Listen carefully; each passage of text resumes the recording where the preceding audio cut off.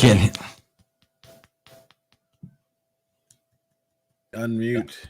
I got you. I got you.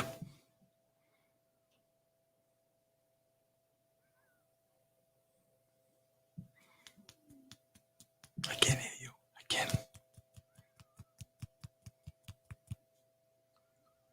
There we go. There we go, baby. There we go. Nice. All right. Again. Hey, what's going on, everybody? This is Leads of the Raw. I'm Dr. Chris. That is Vince Russo. And it's time to rock and roll. Vince, how are you, my man? I'm doing good, Chris. Couple of things I'm going to cut big promos on. Something I'm really going to put over. Something I have to put over. But there are a couple of things I'm just going to bury, like they say, bro, till the cows come home. Mm-hmm.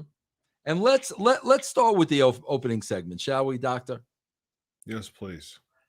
Doctor, I'm watching this open. Bro, I do want to add that I was saying this for years and years and years and years and years and years prior to me saying it now.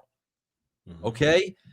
Bro, I would complain because when Heyman was managing Lesnar, I was getting so sick and tired of Heyman's same tired promo every single week. The over-the-top acting with this BS. I mean, we've seen it a million times to the point that I said I actually pitched an idea to the WWE. If you want to save money, just animate Paul Heyman.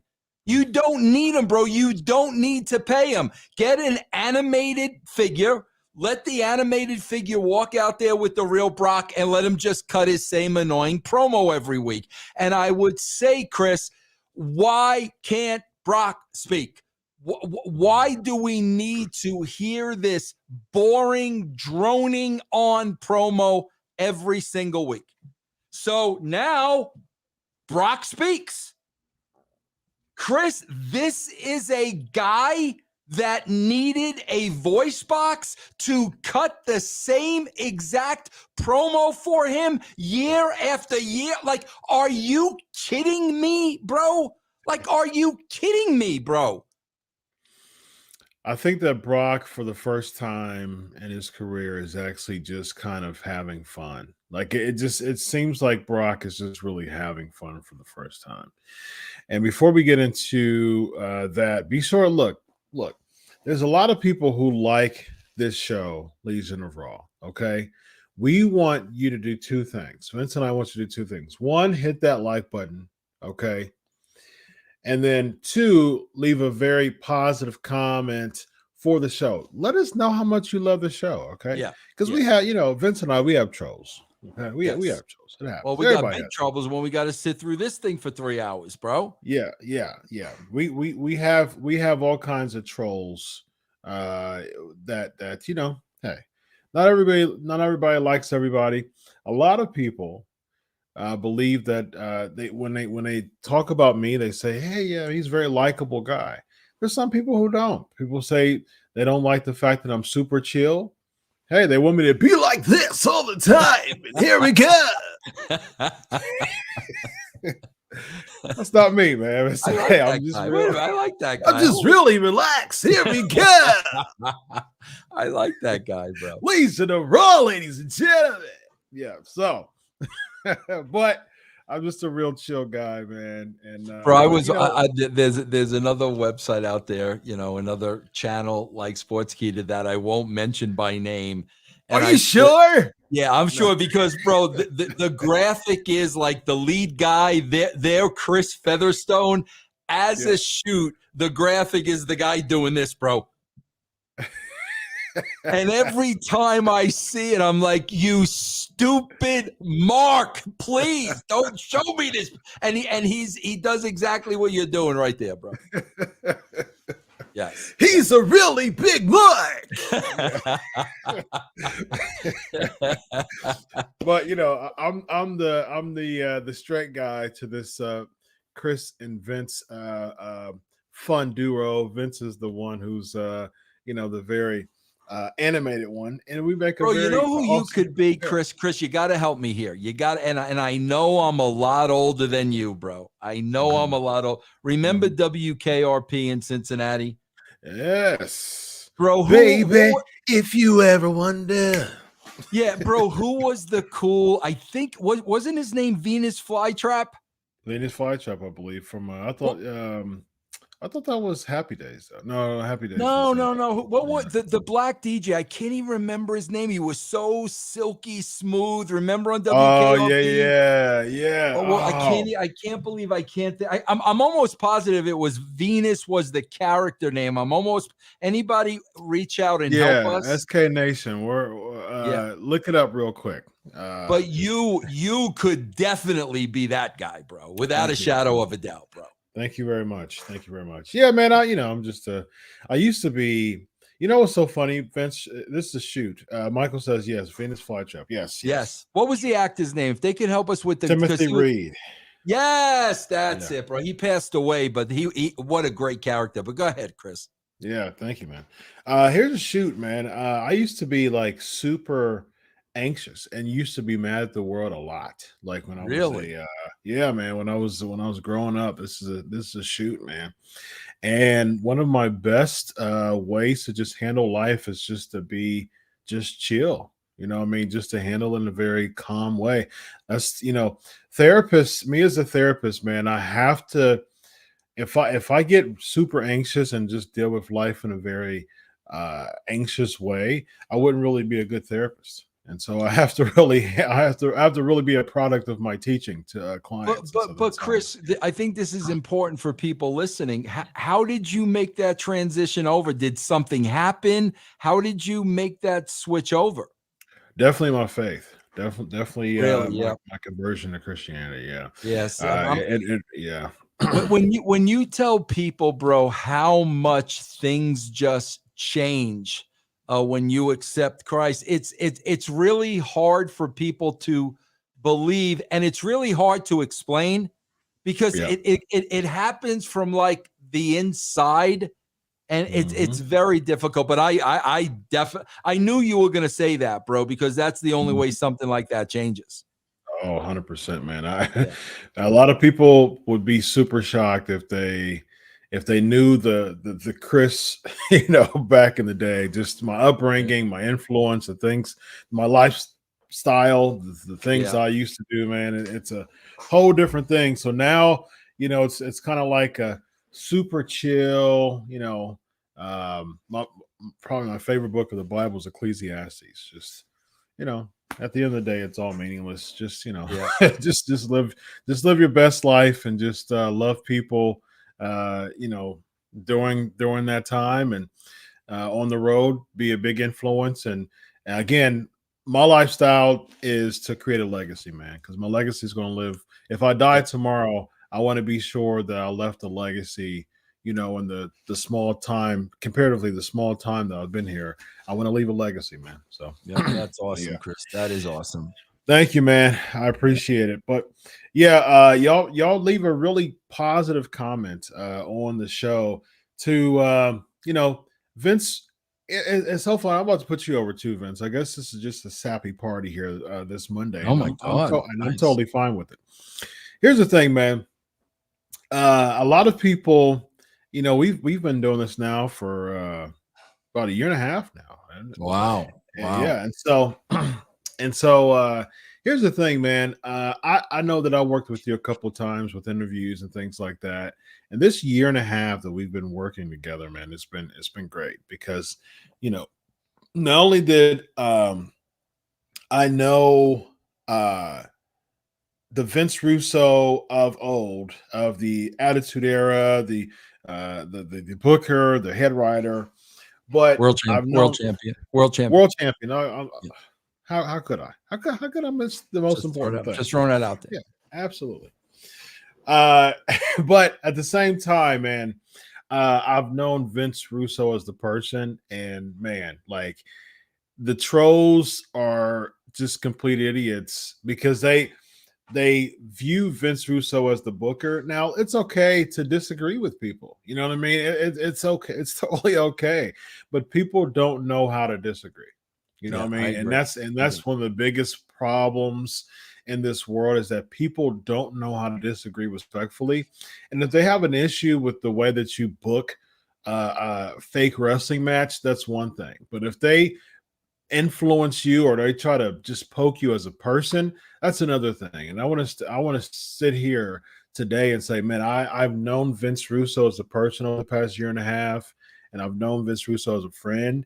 And man, like people just don't understand how good of a person you are, man. And I so I appreciate that a commend you. lot.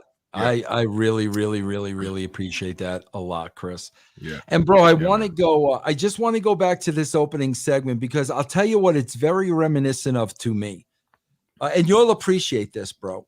Bro, obviously, before I started writing for WCW, there was a little buffer period where I left the WWE.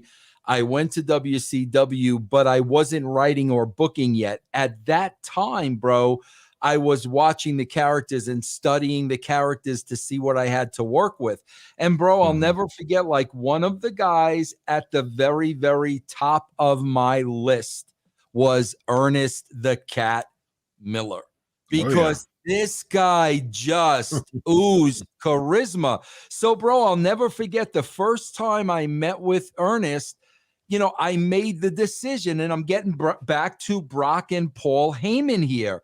I made the decision. I'm like, bro, you don't need a mouthpiece. Sonny Ono was his Mhm. mouthpiece at the time. I'm like, Ernest, you're the last guy who needs a mouthpiece.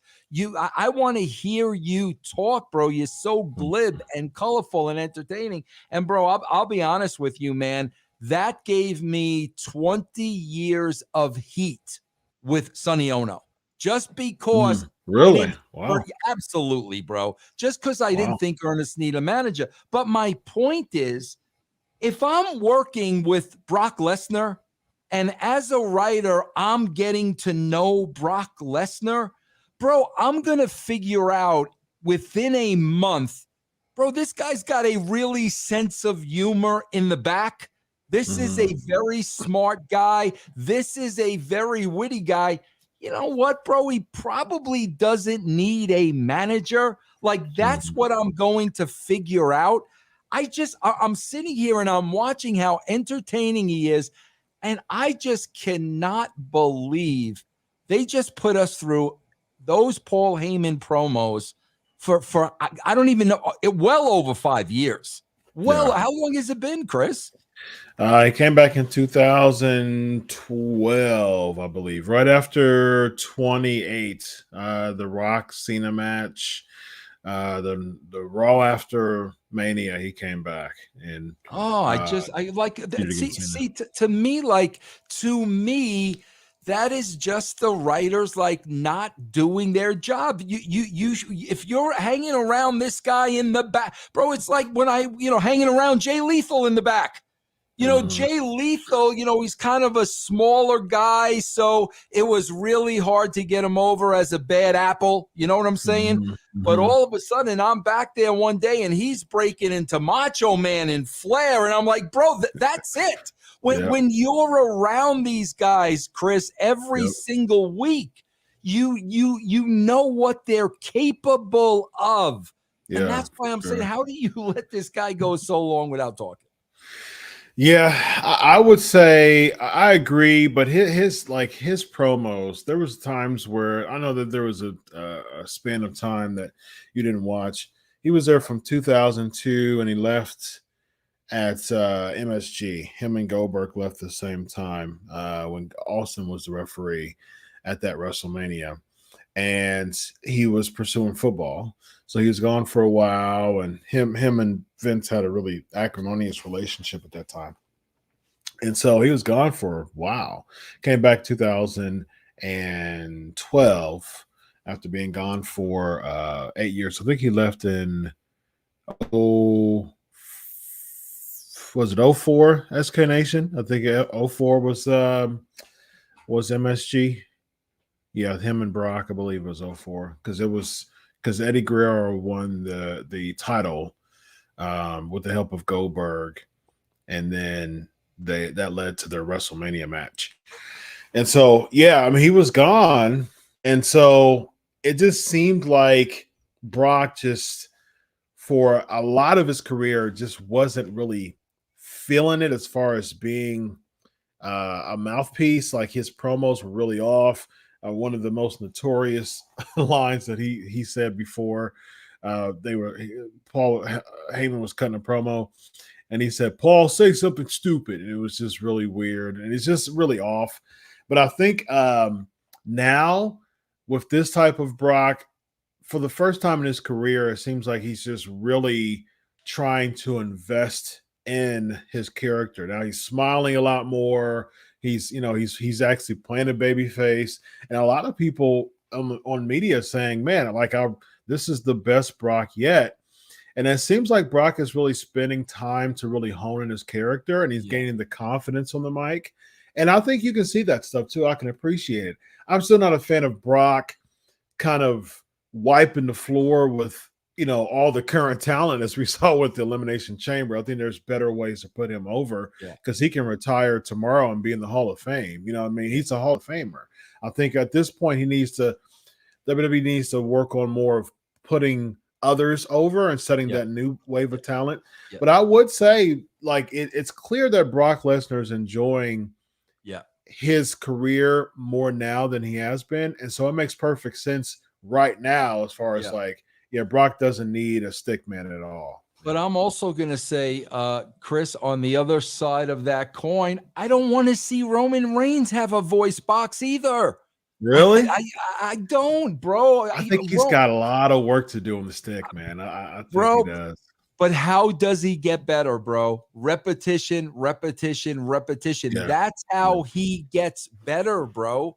Yeah, but I don't know. I don't know, bro. If I'm writing, I really think that Heyman is just an awkward piece in this. I just don't know why you need him, but whatever. I guess there's a reason why he's there. But I did like Brock's promo. I did not like the fact, bro, that they were talking about Madison Square Garden like they were selling a Madison Square Garden house show in North Carolina. Yeah, in South Carolina. Yeah, South Carolina. I'm like, why are you talking about it? What they're going to drive to New York to go to the show? Right, exactly. I was thinking about that too, Vince, and I was also thinking like, do you really think that the title's going to change in MSG house show? Like, why even bring that up? Yeah, the same reason, Chris, the same reason you're going to bring up that Lita and Goldberg are going to become the WWE champions. It's the same exact thing. We said it on last week's show. You can't keep bringing back these legends in championship matches just to do the job, bro. You can't because everybody knows they're here to do the job. Exactly. I mean, Chris, help me out here from a psychological point of view. Okay.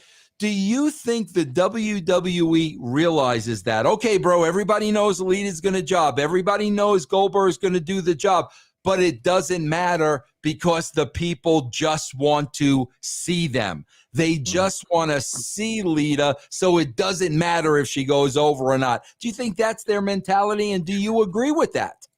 That's a good question. I do think so. I think that's their mentality. I think it's clear, like Jericho said, like even Brock said on Pat McAfee's show about developing new talent.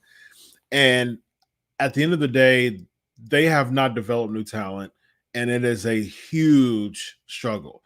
So, like right now, the only thing they really have is pulling from that well over and over and over and over again, even if it's so predictable that they know that the person is going to lose. And I think just like I said last week, what they're going to do with Austin, if it's 2,000 more ticket sales, that's good enough for them in WWE. Like if I'm bringing Austin to get a couple thousand more ticket sales, so be it. Instead of really focus on building talent to have them have their coming of age or their coming out party at WrestleMania, which we saw with many people. Austin had his coming out party at WrestleMania with Bret. You know what I mean? Rock had his coming out party at WrestleMania in many aspects with the Austin rivalry. The Undertaker with the streak. I mean, like WrestleMania has built so many legends. There's so many moments. Hulk Hogan at WrestleMania 3, slamming Andre. That was his big moment.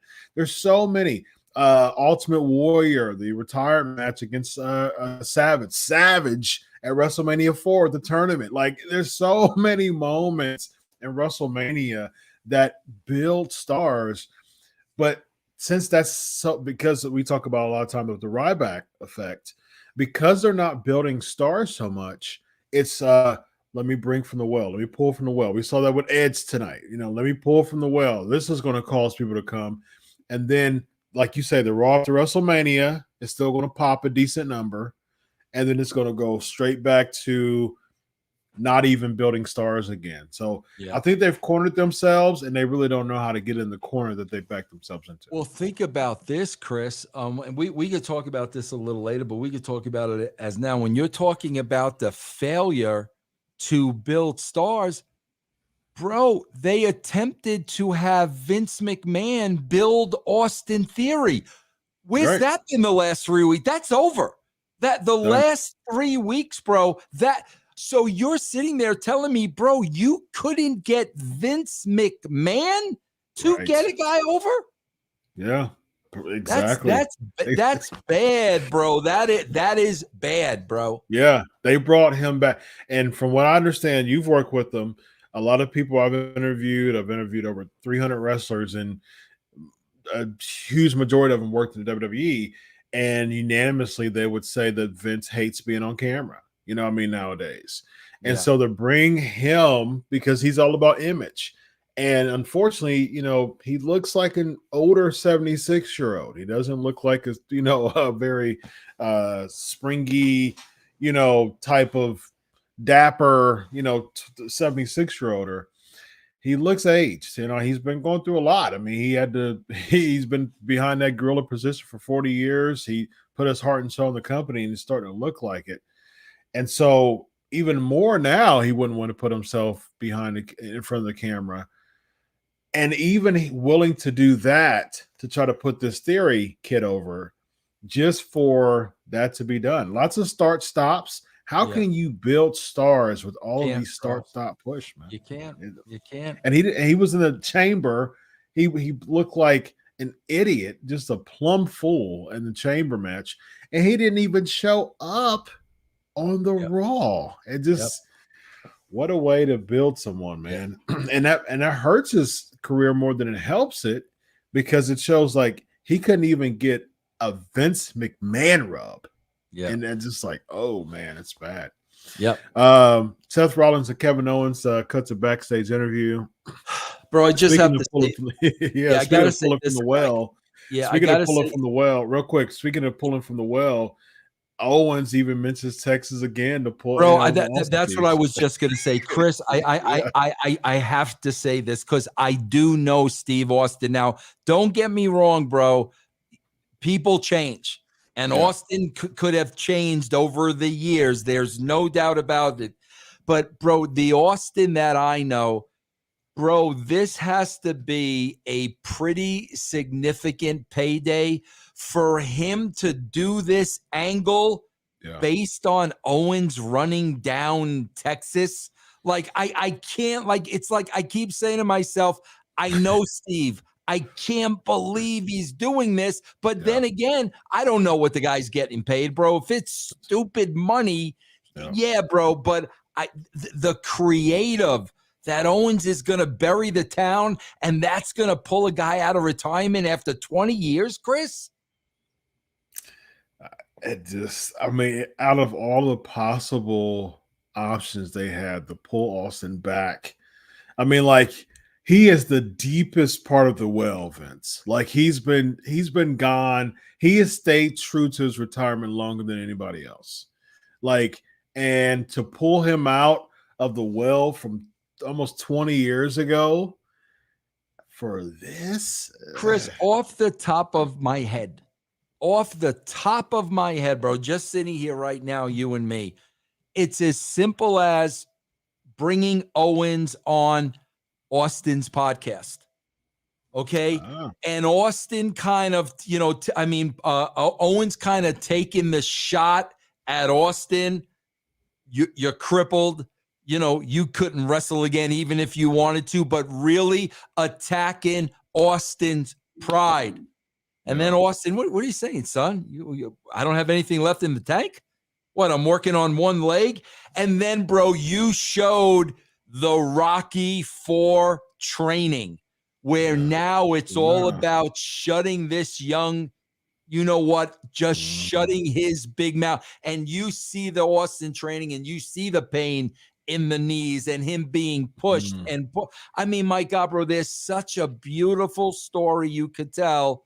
But no, bro, Steve, they're ripping Austin. They're ripping Texas, bro. You better get back. Get your trunks, bro. Owens is burying Texas. Come on. Like, really, bro? Really? Just that alone is money to me. Much more than just burying Texas. I love it.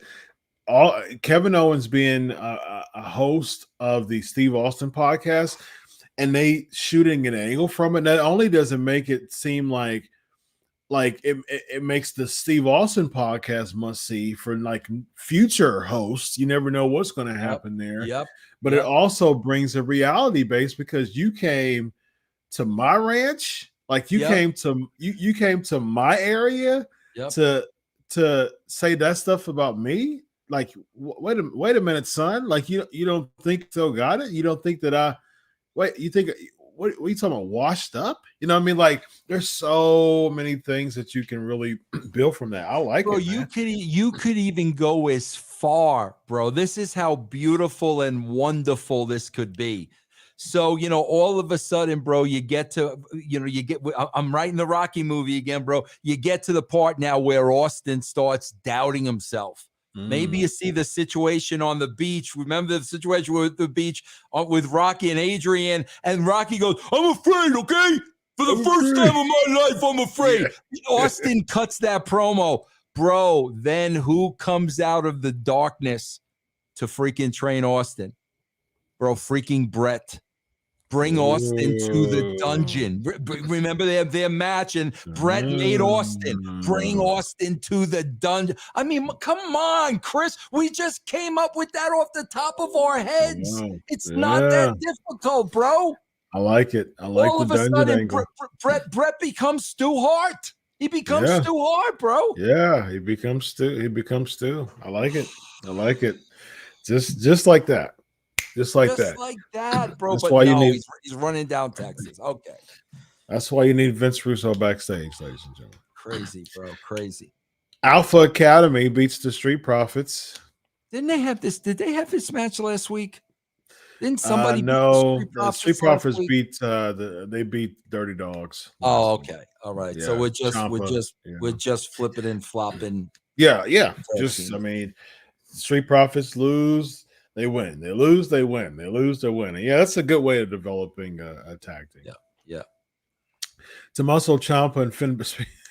Dirty Dogs lose twice in a row, ladies and gentlemen. Bro, I have to point out two things to you, though, in this Ciampa promo with Finn Balor. Two things. I want everybody to take note of this. Guys, if you have Peacock, write down season 5, episode 4. Because I just watched this today. Guys, please do me a favor. Write down season 5, episode 4. Austin opens the show with a promo. Guys, here's all I want you to do, okay? Look into Austin's eyes. Look into Austin's eyes when he is cutting the promo. Now I want you to go back and watch this between Ciampa and Finn Balor, and I want you to look in Finn Balor's eyes. First of all, bro, if I'm a casual fan, I know nothing about the Ciampa Finn Balor history at NXT. I know nothing about it. And you know what, bro? Even after they talked about it, I still don't care. On top of that, you literally have Finn Balor cutting a promo that he memorized word for word for word. Look at Austin's promo, guys, in the show I just told you about, and look at Finn Balor here. This should not be happening. For as long as Finn Balor has been on WWE television, bro, we are past the point of you memorizing promos. Yep. And it's just so bad, bro, because there's no emotion. Yep. There's just zero emotion in this scene, bro. No emotion. Agreed. I agree. And there's still a presence. You don't have to be over the top, to make a presence. You know what I mean? Like you can have, like, for instance, you have so many wrestlers. The Undertaker, for instance, he was never over the top in his promos. He was super chill, super mellow, super monotonous in his promos, but he had a presence to him that was infectious, that was attractive. You don't have to be over the top like a Riddle just to get your point across. Bro, think of a guy. I mean, you're talking about Taker and a guy at a level, but bro, think about a Kurt Hennig. Yeah, Kurt exactly. Hennig wasn't that over the top promo. Like, he was confident and he believed in every word that he said. And there was zero emotion in this scene. And bro, I'm just bringing that up, Chris, because if I'm standing there producing that, that's exactly what I'm saying. Guys, there's no I don't care about this. There's no somebody's got to be saying that, Chris. Yeah, Joseph is bringing up Arn Anderson. That's a really good example. Yeah, absolutely. Arn Anderson, absolutely. Yes. I love Anderson's promos. Absolutely. I think if I was a coach in NXT, as far as a promo coach, as far as people who to listen to and tapes of, Arn Anderson would hands down be one of the first people I would recommend. I agree 1,000%, bro. 1,000%. Absolutely. Miz TV, we get an interruption by the Mysterios, and then Miz introduces. He throws the word dashing. He said he comes from a family, family line of fighting or whatever he says, and he uses the word dashing. This was interesting to me because when he threw in an Elimination Chamber, he kind of planted the seeds for this too.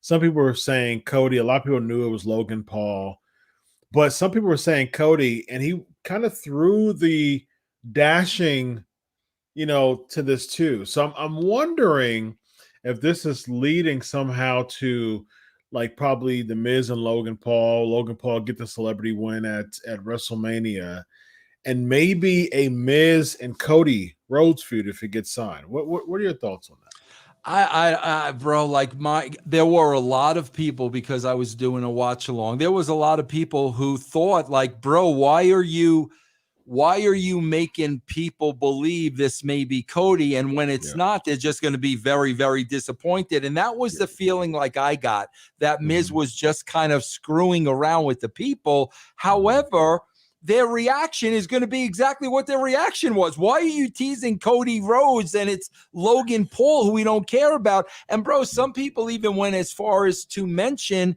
there wasn't really a response in the house. So were the people in the house thinking the same exact thing? Bro, if you're going to go down that road and not deliver, you're going to let the wind out of the sails of the house, bro. I agree, and I think you got to be very careful to planting your seeds. You have to plant your seeds wisely. You got to be very careful with that, because people will crap on something if the delivery doesn't match. If the delivery doesn't match the anticipation, doesn't match the hype. That's the reason why, unfortunately, like Dixie Carter, I call it the Dixie Carter effect. No, I agree with you, bro. No disrespect to Dixie. No disrespect to Dixie. I love Dixie, but bro, I would tell her every time, you have to stop doing that, Dixie. Yeah. You gotta stop. You gotta stop overhyping and under delivering. You gotta stop doing that. And unfortunately, Tony Khan's, he's getting bit, and he's the latest recipient of the Dixie Carter effect. Yeah. as far as overhyping and under delivering. And the WWE crowd is the biggest crowd out of all of them that I said.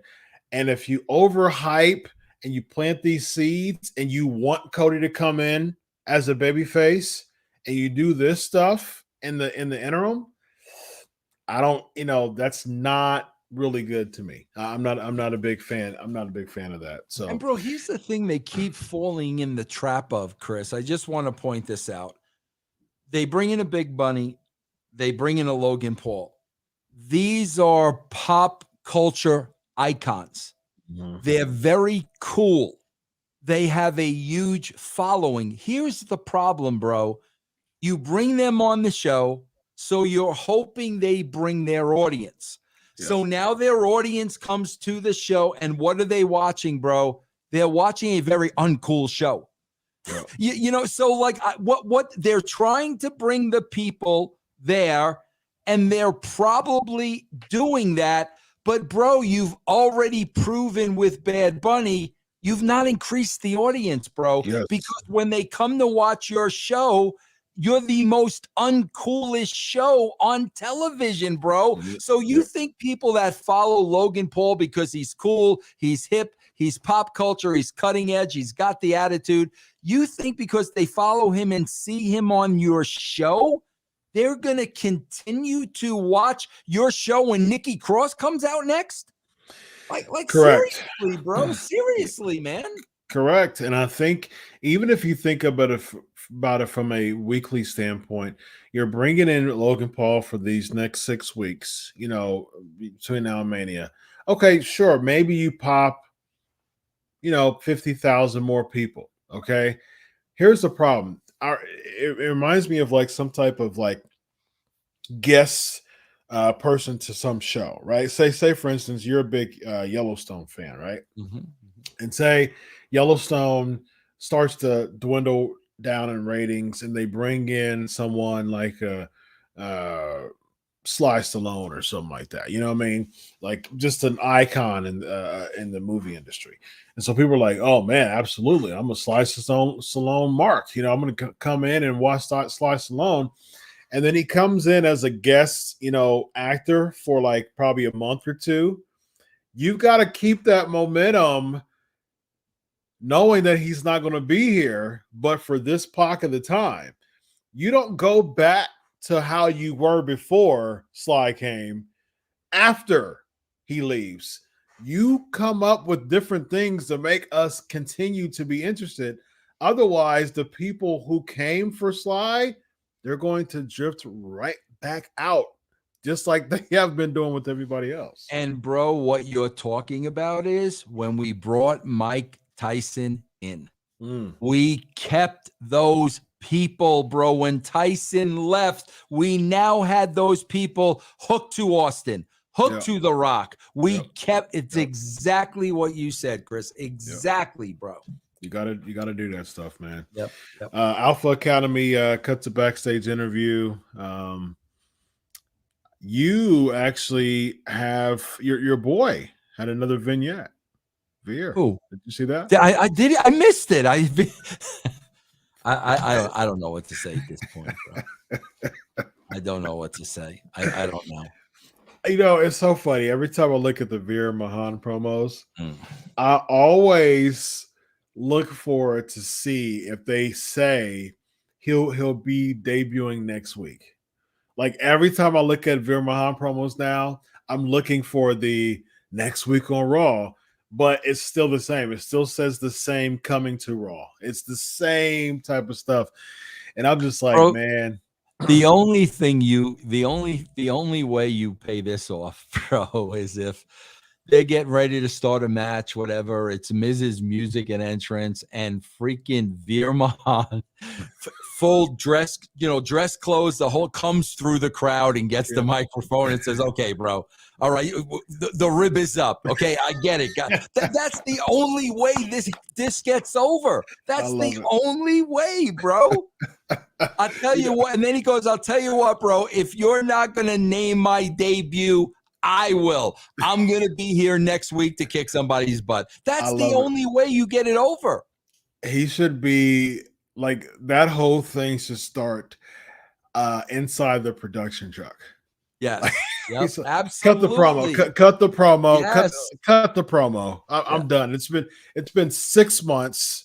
You've been doing this for 6 months. Cut it. Cut the Bro, promo. they should have a shot where they're running it and you go to the truck and the guys are going hysterical and laughing Yeah. like it's a rip, and then have him walk in. Yes. I mean, that's what I'm like.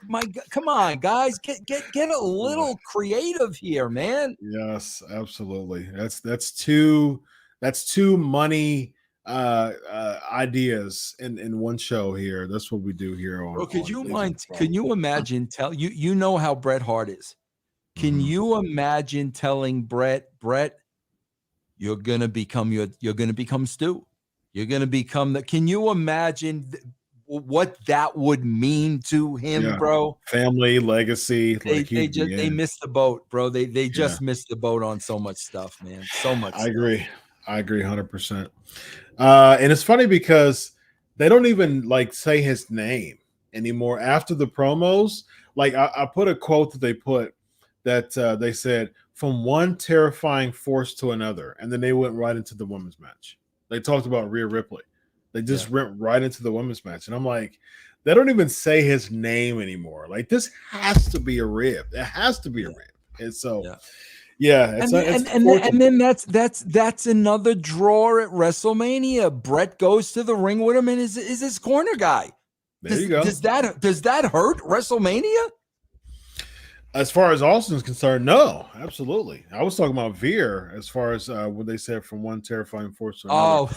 But yeah, they don't even say his name anymore. Yeah. But back to the Austin point, I think that would be super cool to have Bret come out with Austin. Why wouldn't you open the door to Bret fans? Exactly. I mean, it's a no-brainer. He's got a whole separate audience, bro. Bro, not only does he have an audience, he's got an entire country. Yeah. You got all of Canada buying this thing now, bro. Yep. And just give Bret one spot in the match. Yep. All Bret's got to do is put the sharpshooter on Owens when he low blows, when he blows Austin or something. That's all he's like. Come on, guys! Like just think this stuff through a little bit, man. I love it. I think he puts the sharpshooter, or even if he, if you get Rollins a spot, or if you don't give him a spot, exactly. Rollins does the run in. Bret Hart, does the sharpshooter on Rollins. You know what I mean? Exactly. Yeah. Crazy, bro. What missed opportunities, man? Yeah. Rhea Ripley defeating Nikki ASH yet again. I mean, I thought this was over the first time she beat her Vince. I'm just telling you right now, whenever there is or the next batch of cuts, Nikki Cross is at the top of that list. I don't even know what are we doing at this point with her? I thought that they possibly could have done something with her and Molly Holly, since she beat up Molly at the Rumble. I mean, that would have been, that could have been something at least for Nikki ASH for Mania, but that bro, never came to Ivory and Rhea Ripley would have been more interesting than this. They could have done a program with Ivory for a month, bro. That 100%. Would have been more interesting than this. She still looks great, you know what I mean? Yeah. She cut great promos at that pay-per-view. She still has it. Yep. I would have been much more intrigued than Ivory versus Rhea and Nikki ASH versus Molly. Yeah. I agree.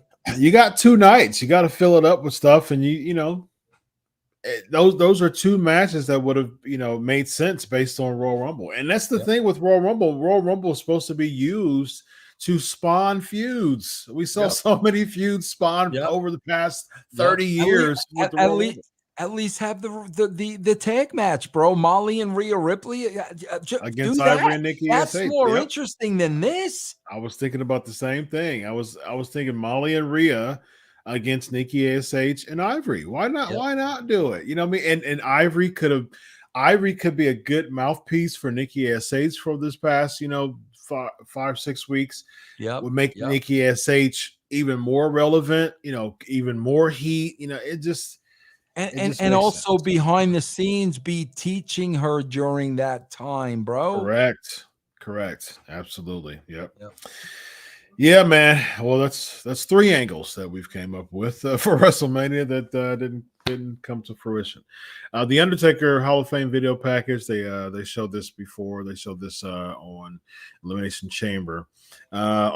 Taker. I'm sure that you and I and Paige and over the next several weeks before the Hall of Fame on the Bro Show or writing with Russo, I'm sure we'll have quite a bit to share about the Undertaker. If you could give us a quick blurb about the Undertaker being in the Hall of Fame, what are your thoughts? Oh no, bro. I mean, just bro, he could be in the Hall of Fame even if he didn't wrestle. Just the backstage bro. This was a modern day John Wayne. Just the backstage presence and respect, and a man of few words, and wrestling hurt like the old gunslinger. I mean, bro, he could have been a Hall of Famer without even wrestling a match. That's how much he's meant to this company, without a shadow of a doubt, bro. Agreed. Yeah. Do you think, what are your thoughts on this, Vince? The Undertaker being the only person inducted into the Hall of Fame. Not saying that this is going to happen, but what do you think about the possibility of the Undertaker being the only person being inducted in this year's Hall of Fame? Because I like that a lot. I love that. I love that, Chris. I love that. That's a great idea. I love it. Love it. I wouldn't be opposed to it. I think that there's so much that you can do. You can have so many people come, Michaels, Kane, Vince, like Foley, like you can have so many, Bret, Austin, you can have so many people come. I love that. Yep. And have their own speeches. Like you can have just a half dozen people come out and do 20-minute speeches on the Undertaker, and then him come out and do his own speech. Yeah. That's awesome, bro. That is awesome. Yep. Yeah, I think there's so much. And I think even from a production standpoint, there's so many people that's still around that they can do like timelines, right? Yeah. And so like the very beginning, you have DiBiase come out because he was the one who introduced the Undertaker at Survivor Series. Bro, you could even go back, because correct me if I'm wrong, bro, but when you go way back to like USWA and stuff, didn't he initially like even start with Sid? Weren't him and Sid like the Skyscrapers or Skyscrapers with Teddy Long? Yeah. Yeah. Go way back, way back, bro. You know what I mean? Yeah. I mean, that'd be phenomenal, bro. Phenomenal. I like it. Yeah. And then you have him and Austin when he was Texas Red, USWA. Even you mentioned Sid, they even were together. They had some time in Memphis, back in that would be tremendous, bro. Yep. Yeah, I like it. So even if you that would be cool, but even if you did from like the standpoint of just WWE, which they probably would, but so you have DiBiase, he was the first person who would introduced Taker. He's still living and well. He was just a part of an NXT promo, a few months back, NXT angle last year. So he does. I would have him do a speech, and then someone like as he started to grow, you have 89.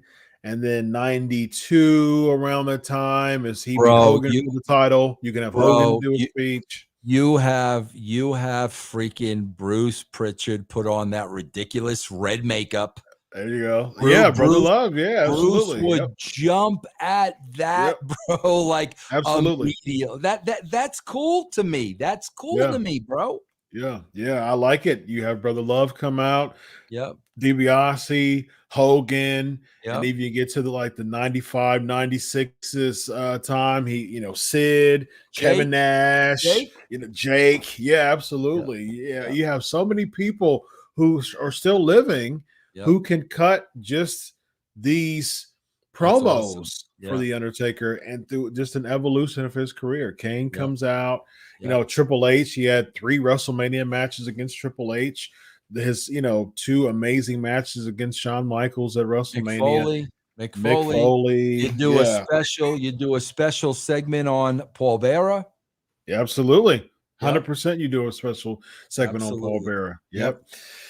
Yeah, you have like a hologram of him. That would be pretty cool Oh to God, say. that'd be awesome, bro. Holy Yeah, crap. That'd be yeah, awesome, yeah, man. yeah. Nice. Nice. Yeah, I say do it, man. I say do it. I think Yeah. there's just so much. There's so much material of so many people who are still living to honor the Undertaker. But Just have him the only person. everything we're talking about, Chris, on this show, everything we're talking about is planning. Yeah. Which they're doing none of Mhm. anymore. All this takes planning. You don't Yeah. put this stuff together in a week. That's true. That's true. 100%. Damian Priest defeating Shelton Benjamin. Damian So Priest, he's a heel now, right? it's weird because he was kind of healing it up when he lost to AJ. Then him and AJ kind of gave each other some respect. Um, After he beat AJ last week, and then AJ doesn't even appear after he lost, and he gets basically just ragdolled by Lesnar.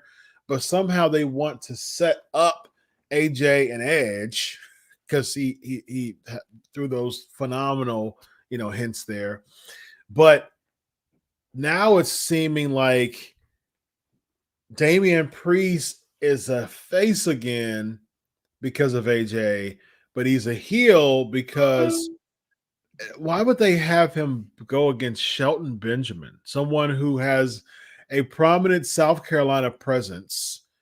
That Damian Priest was getting booed because Shelton Benjamin's has a huge South Carolina presence as far as college is concerned. And they were booing Damian Priest. And then Finn Balor comes out.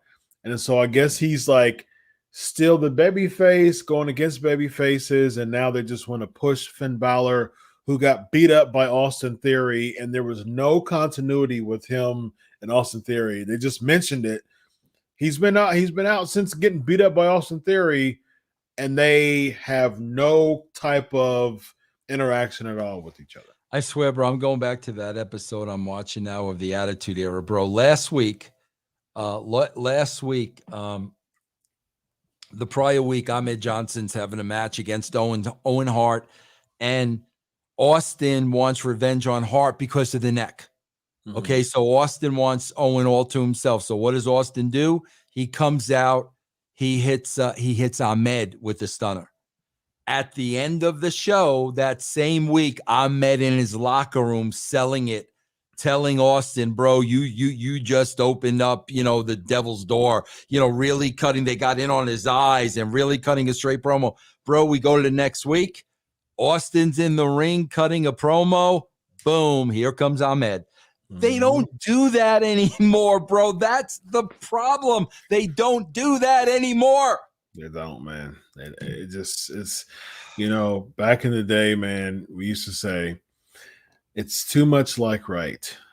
That's the reason why they don't do it. It's too much like right, ladies and gentlemen. Like it's the story speaks for itself. It makes perfect sense. It's just too much like right, ladies and gentlemen.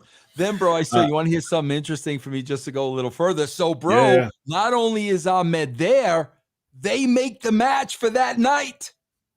Yeah. And, bro, I wrote this, and I'm like, bro, how are we getting out of this without burying Ahmed? Like, what are we doing? Why did we book? Like, what are we doing here?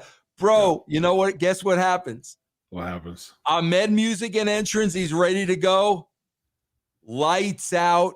Kane, because that's when Kane was laying everybody out. And bro, I gotta say, I looked at that because I forgot all that, and I'm like, bro, that's brilliant. That's just absolutely. But they don't do stuff like that no more, bro. Yeah. They do Dana and Reggie, which I wrote. This is all I wrote, bro. So freaking stupid. This between the Tamina and Tozawa pucking is like, bro. What is that? This is the stupidest. This is not worth talking about at all, bro. Agreed. 100% agreed.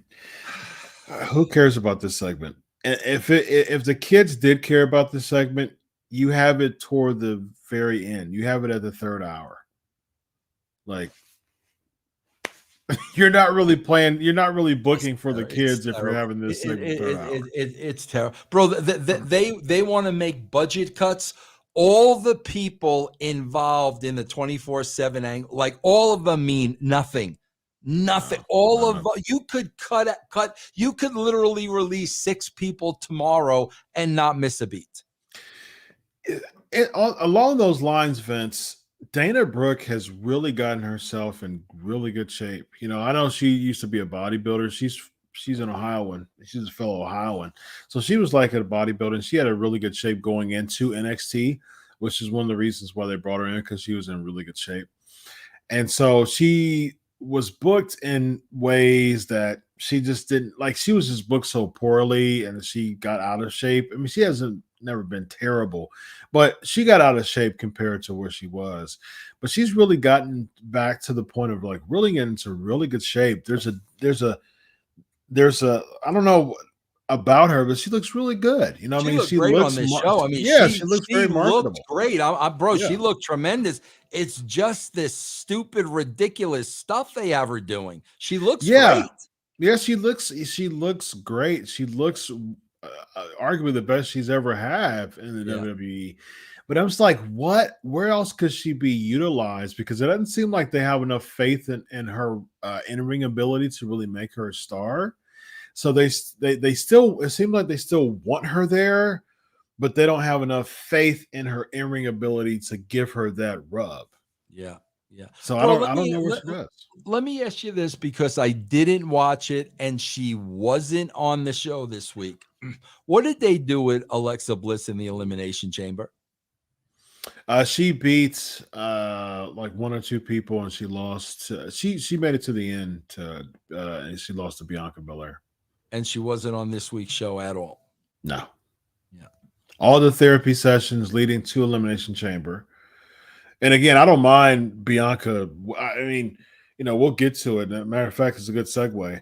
Um, Dana Brooke won the title, so you know that's she kisses Reggie and all that. Again, they want her there, but they don't want to use her in a way that's you know they're not showing that they have faith in her in ring ability.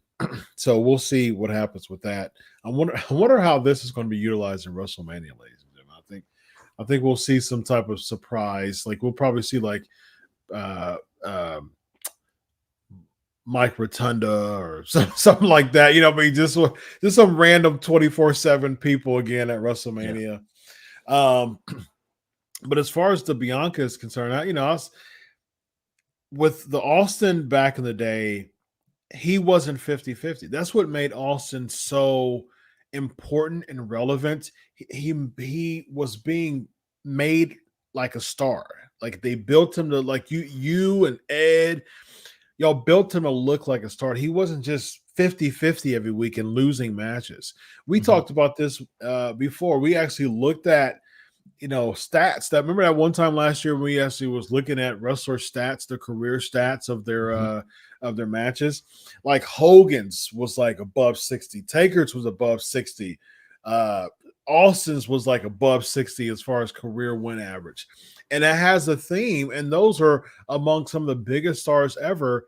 They didn't lose a lot of matches because they were built as stars. Like Yep. Batman just doesn't lose, this week on the comic strip and then win this week in the comic book and then Yep. lose this week in the Batman wins at the end. Yep. The Spider-Man wins at the end. Like they don't just win and lose. Yep. And I think that's the reason why I like Bianca Belair. What they're doing now, I think they're finally getting it as far as making her look impressive. I think like I wish that it would have more story behind it, though. But I think Yeah. they are at least making the effort, making her look more impressive over the past few weeks. Well, bro, I do have to say this. A couple of things I want to say about this segment, and I'm gonna pick on Becky again because she Mhm. just doesn't get it. She just doesn't get it, and she comes off to me like she thinks she knows everything, and she knows nothing. And I'm going to tell you exactly why. First of all, bro, one thing I really noticed with Bianca Belair, bro, I don't like. I don't like when they have her playing the biatch persona. I don't like that. And I'll tell you why. Because, bro, at the beginning of this promo, when they put her over, bro, her natural smile can light up a room. Yep. I can watch this girl smile, bro, all day long. What a beautiful, beautiful smile. And they do the complete opposite, with the, twirling the hair and the attitude. No, she's got a beautiful smile, bro. And bro, here's what bothers me so much about Becky that she doesn't understand. Let me set the stage for Becky Lynch. So Bianca Bel-Air goes out there, and Bianca now is going to have that rematch against Becky that she's waited a year for. Okay? So now Becky busts the promo. Now, Chris, let's look at this logically. Becky is busting the promo. So there's a good chance that they may be physicality and a fight may break out because we're going to have a war of words. We're going to go back and forth and a fight may break out. Did you see what Becky had on her feet, bro? There ain't no fight. Shoes. There ain't no fight breaking out. She's wearing bozo shoes, bro. So no, if you think a fight is gonna break out, you're not wearing bozo shoes to the ring. That's Correct. What I'm talking about. You don't get it, bro. As soon as she came out with those ridiculous shoes to, I don't know, pop the people in the back, because this is how I took it. She's wearing a house coat and she's wearing clown shoes. Yes. Yeah. Bro, this is what I'm talking about. Now, like I said, bro, are you trying to pop people in the back? But in this situation, if you are a wrestler and a fight, it's very likely that a fight's bro, you ain't wearing those shoes to the ring. No. Chris, it's the little things. And if the wrestlers themselves don't understand that, then nobody will, bro. Nobody will understand it. Yep, I agree. The only thing you have to do is just push her over. She's going to tip over and then wail bro. on her. I mean, it's ridiculous. It's like, bro, I remember, I swear to God, bro, the Harris brothers, literally before their wrestling careers, bro, they would literally walk into bars to start fights. Literally, that's why they would go. Bro, it would have been like them wearing suit and ties. Right. We're gonna find somebody to fight tonight, and we're gonna be dressed in suits. Yep. Come on, you Becky, please, bro, please, man. It's not about popping the people in the back, man. Agreed. Yeah. And then the one thing I gotta say, bro, that totally I was like, holy crap. When Bianca Belair had this match against Doudrop, bro, the strength. Yep. Oh my God. To me, the strength of Bianca Belair having that Doudrop up and then the spot in the corner, bro, that was the most impressive thing I've probably seen on Raw in the last year. I was like, this woman is freak of nature. Freak of nature, bro. Unbelievable strength. Yep, agreed, 100%. Yeah, and I think the fans are getting behind that, and I can appreciate that. You know, what I mean, I can appreciate the fans because people are saying, "Yeah, well, and this is, I for the sake of these shows, I pay attention to what people say. A lot of times people send me stuff or what people are saying and things like that. And so like I do research and I see what people are saying about Bianca Belair. And they're like, yeah, well, she had her chance last year. And I'm like, it's just so weird to me that, Daniel Bryan or Bryan Danielson now, but when he was Daniel Bryan, he used to describe the fans as fickle. You know what I mean? Fickle. And it's so true because you're like, okay, well, I hate the 50-50, but you already had your chance last year. And so people were saying Alexa Bliss should have won, but she had her chance before. So it should be a revolving door of people having their chances. You have, again, if you want to build a star, you have to make them look like a star. Who's 50-50 Vince that looks like a star? What And star bro, just and loses it's and wins? also let's be honest, bro. If you're going to look at this roster of girls and like, okay, who are the real deals here? I mean, bro, Correct. when you ask me that question, who are the real deals aside from Ronda Rousey? When you say who are the two girls that could beat everybody up, without a question, bro, it's Bianca Belair and Rhea Ripley. Without a Yeah. question. Head and tail. They're freaks. Yeah. So bro, Alexa Bliss is not beating Rhea Ripley. I'm sorry. And bro, I hate to break the news to you. Becky Lynch is not beating Bianca Belair. I mean, I'm telling you, if this were legit, these two girls are in a class by themselves. And bro, that has to come into play. 100% agree. And Bianca doesn't need the hair for that, though. You know what I No, mean? Like, she she doesn't, doesn't. bro. She doesn't need the hair, the attitude. She doesn't need any of that, bro. Yeah. Yeah, she doesn't need it. She's like, her hair didn't have anything to do with the freakish strength that she had against Dude. No, You know what I not mean? at Like, all, it had bro. nothing to do with her hair gimmick. It's just that No. she's a great athlete and they Oh, can really capitalize off of that. So, crazy, bro. Crazy good. Crazy good. agreed. Edge cuts an in-ring promo. I always like. I mean, Edge just he's really good in promos, man. I mean, I know you worked with Edge back in the 98, 99 era. How is it working with Edge? Back 98, 99, and just seeing his evolution when it comes on the mic, man, and being Yeah, so. bro, so I good. think Edge has said, some stuff about me in the past. But bro, when we originally debuted Edge, remember the woman was the voiceover on those promos? You think you know me? Yep. Yeah, thank you. Okay. Bro, Edge wasn't supposed to talk at the beginning. So it was almost like, Tommy, from the Who, it was almost like, is he deaf, dumb, and blind? Like, can he not talk? Like, it was going to be a big mystery. I think Edge somewhere thought in the back of his mind that, like, I was never going to have him talk, which is totally not true. This was just the intro of the character because the whole idea was for him to be very mysterious.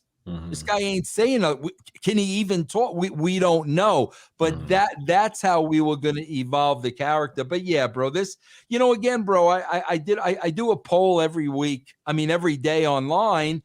And I said, bro, one of these legends needs to win a title. And I put Edge in that group. One of them have to pull the big upset at 45 years old to be a champion. It's got to happen. Otherwise, you just know you're going to beat them every time when you put them in that situation. I agree 100%. And that's a good question. I think that has a lot of meat on the bone as far as like that discussion point, that discussion topic. What legend, and for those who are listening to this after the show, put it in the comments. What do y'all think? What legend? I had 5. I'll tell you the 5 I had. You could probably guess them because I gave them 5 choices, okay? And you guys can go and vote on that. Just go to Vince Russo YouTube page. Here's the 5 choices I had, bro, that to me, all 5 of them are totally believable. Kurt Angle, Edge, Rock, Austin, Trish Stratus. Okay. Those were my 5. My vote would be Rock. Yeah. Who would you throw in that mix, Chris? I think Goldberg's logical. I think you put him in there as far as a legend who could have a short title run to put somebody over. As far as I think you could throw Mickey James in there. Oh, 100%. Yeah, absolutely. I would say Lita. I wouldn't be opposed to Lita. Like, for instance, great. Yeah, I wouldn't be opposed. I was very impressed with her showing at Elimination Chamber. And to be honest with you, I wouldn't mind like Lita winning at SummerSlam and beating some like her being Charlotte. You know what I mean? Say for instance, Charlotte beats Ronda Rousey. she keeps the title and Lita beats Charlotte at SummerSlam, I wouldn't be opposed to that, actually. And I mean, bro, all they have to do is like, bro, all they have to do is, bro, the opponent gets hurt. Yeah. You know what I'm saying? It's an injury. They blow their knee out, like whatever. There's so many ways to do it where it would be believable. Yeah, absolutely. We end with Seth Rollins and Kevin Owens being RK Bro. It just, to me, when I saw this, I said, like, it's just more of a split. For some reason, WWE booking is notorious for, we'll just have this big losing streak to make someone just kind of snap. That's what they did with Rhea Ripley and Nikki ASH. And once again, RK Bro loses yet again to build up this team just to be in a triple threat match, just for somehow Austin to get in the mix.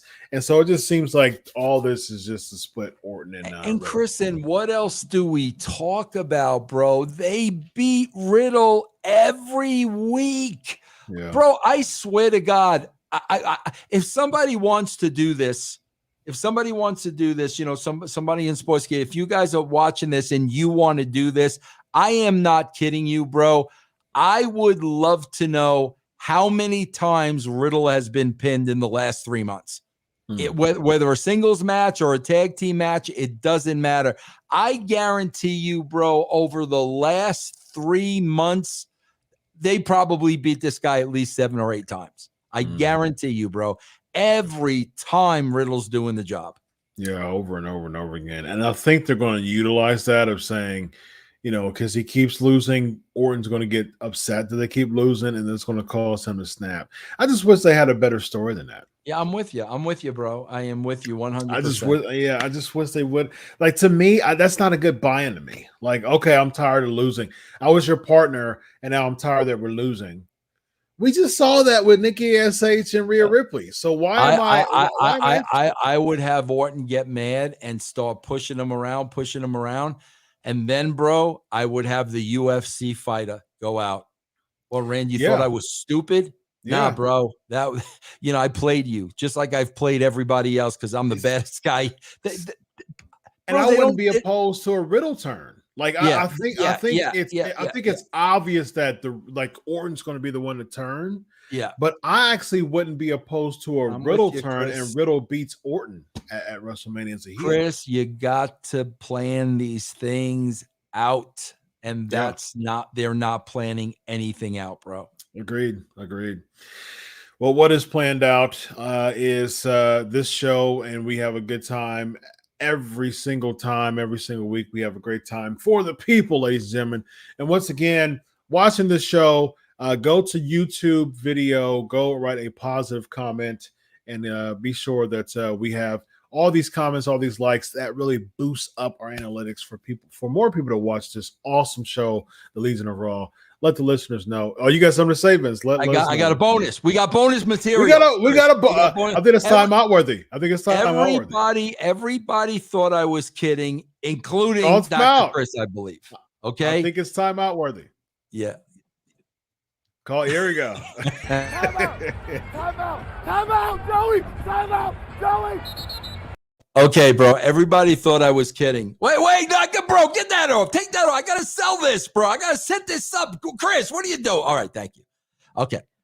Guys, the WWE is like clockwork. It's like clockwork. The main event goes in the ring at 8:30. It's the last half hour of the show. 99.99999% of the time, none of us care about the main event, just like we did not care about tonight's main event because it was the same main event last week. We don't care about these main events. So now, and I'm sure Chris is the same way, now we just want this show to end. We don't care about this match. We just want the show to end. So, Chris, I said it. If you go to my twitch.tv/Vince Russo Live, every Monday night I do a live watch along. Everybody's free to come. The last half hour, Chris, I receive karaoke requests. People request for me to sing karaoke the last 30 minutes. Show me in action, Chris. Now show me in action. There I am, bro. Full form. I think I was in the middle here of My Way by Frank Sinatra during the main event on Raw. You guys want to be a part of karaoke? Throw tunes at me. Just go to twitch.tv/Vince Russo Live. Bro, you look like you are like in the middle of taking a mean dump right here. Yeah, that's what a couple of people have said. But no, I'm belting, Chris. I'm belting out the tune. That's what I'm doing. There you go. Because With you like to with do disco in the back. Disco's in the background, bro. There you go. Very nice. Yeah, ladies and gentlemen, man, fun time. There you go. Nice setup to to karaoke with Vince Russo. That picture goes to show how invested, how committed, how locked in he is to do these karaokes, ladies and gentlemen. And again, go to the video after the show. Leave a positive comment, like the video, and again, that spreads the analytics for people to watch the show.